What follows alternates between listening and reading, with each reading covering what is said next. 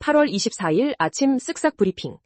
이번 주 국내외 증시는 엔비디아 실적 발표와 잭슨홀 미팅 등 글로벌 금융시장의 3대 관문을 앞두고 숨고르기에 들어갔습니다. 테슬라가 국내 시장에서 연간 판매량 10만 대 돌파를 눈앞에 두며 국산차 시장을 강하게 위협하고 있습니다.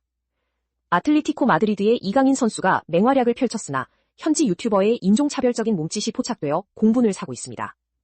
삼성전자와 SK하이닉스가 수십조 원 규모의 주주환원 정책을 발표하며 투자자들의 기대감을 높이고 있습니다.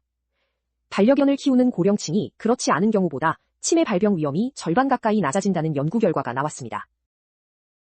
글로벌 금융시장 3대 관문 대기. 이번 주 국내외 증시는 엔비디아의 실적 발표와 케빈 워시 연준 의장의 잭슨홀 기조연설, 7월 PCE 물가지수 발표 등 주요 이벤트를 앞두고 있습니다. 시장은 AI 투자 심리의 향방과 인플레이션 완화 여부에 주목하며 변동성에 대비하고 있습니다. 전문가들은 이번 이벤트를 통해 경기와 통화정책의 명확한 방향성을 가늠할 수 있을 것으로 분석했습니다. 테슬라 국내 판매량 급증. 테슬라의 국내 연간 판매량이 올해 처음으로 10만 대를 돌파할 것으로 예상되면서 국산차 시장을 매섭게 위협하고 있습니다. 특히 모델 Y는 월간 판매량에서 국산 인기 차종을 앞지르는 등 가파른 성장세를 보여주고 있습니다. 다만 테슬라의 잦은 가격 변동 정책과 안전 문제, 낮은 사회적 기여도에 대한 지적도 이어지고 있습니다. LH 매입 임대주택 공가 문제. 한국토지주택공사가 서울과 경기 지역에서 매입한 임대주택 중 2,680가구가 빈집 상태로 방치되어 있는 것으로 나타났습니다. 국회에서는 민간 매도 신청 주택을 수동적으로 사들이는 기존 방식이 수요와의 미스매치를 유발한다고 지적했습니다. 국토교통부는 공급 확대를 위해 매입 임대 사업을 적극 추진하며 가격 산정 등 사업자 부담 완화 방안을 마련할 계획입니다. 삼성 SK하이닉스 주주 환원 확대. 삼성전자가 잉여 현금 흐름의 50%를 주주에게 환원하는 정책을 유지하며 대규모 주주 환원 규모를 의결했습니다. SK하이닉스 역시 주주 환원 기준을 FCF 50% 이상으로 변경하며 실적에 대한 강한 자신감을 드러냈습니다. 시장에서는 국내 기업들의 이 같은 정책이 해외 기업에 비해 명확한 산출 기준을 가지고 있다고 평가하고 있습니다. 국내 태양광 업계 반사이익 기대. 미국의 대중국 수입 규제 강화와 중국 내 태양광 감산 움직임으로 국내 태양광 업계가 반사이익을 얻을 것이라는 기대감이 커지고 있습니다. 미국 정부는 중국산 태양광 제품에 대해 추가 관세를 부과하는 등 견제를 강화하고 있습니다. 이에 따라 미국 내 생산 기반을 갖춘 한화큐셀과 비중국산 폴리실리콘을 생산하는 OCI 홀딩스가 수혜를 입을 것으로 전망됩니다. 엔비디아와 리벨리온 CEO 회동. 젠슨 황 엔비디아 CEO와 박성현 리벨리온 CEO가 미국 본사에서 만나 협력 방안을 논의한 것으로 알려졌습니다. 외신은 두 CEO가 단순 투자를 넘어 인수 가능성까지 논의했으나 실제 거래 성사 여부는 아직 불투명하다고 보도했습니다. 리벨리온 측은 회동 사실은 인정하면서도 구체적인 논의 내용에 대해서는 말을 아꼈습니다. 카카오의 AI 에이전트 다각화 전략. 카카오가 카카오톡 이용자의 맥락을 이해하는 AI 에이전트 서비스를 통해 광고와 커머스 매출을 극대화하는 사업 모델을 추진합니다. 카카오는 서버 추론 비용을 대폭 줄이기 위해 경량 모델인 카나나 나노를 활용하고 이용자 난이도에 따라 모델을 배분할 계획입니다. 신설된 카카오 AI는 오는 2030년까지 AI 부문 매출 1조 원 돌파를 목표로 설정했습니다. 갤럭시 S27 탑재 AP 칩 고민. 삼성전자가 차기 갤럭시 S27 시리즈에 탑재할 모바일 AP를 두고 퀄컴 칩 채택과 자체 칩 엑시노스 적용 확대 사이에서 고심하고 있습니다.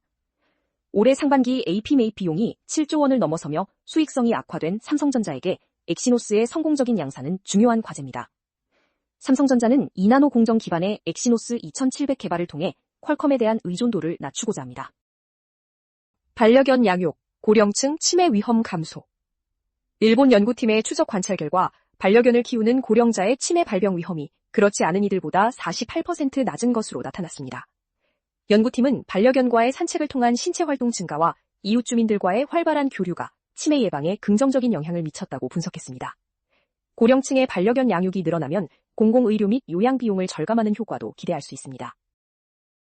가락시장 상인 대상 노쇼 피싱. 서울 가락시장 상인들을 대상으로 대학교 직원을 사칭해 물품 대리 구매를 요구하는 노쇼 피싱 사기가 발생했습니다. 피해 상인은 위조된 신분증과 사업자 등록증에 속아 1,000만 원이 넘는 금액을 송금한 뒤 연락이 두절됐습니다. 경찰은 가락시장 입점업체의 명의를 도용한 추가 피해를 확인하고 수사에 착수했습니다. 정유정 사건 범행 동기 조명. 임상수사심리학자 김태경 교수가 방송에 출연해 가장 충격적인 범행 동기로 정유정 사건을 꼽았습니다. 정유정은 2023년 또래 여성을 살해하고 시신을 훼손한 혐의로 무기징역이 확정된 인물입니다. 김 교수는 정유정이 오직 살인 자체를 목적으로 삼아 실제로 사람을 죽여보고 싶어서 범행을 저질렀다고 설명했습니다. 이강인 맹활약과 인종차별 논란.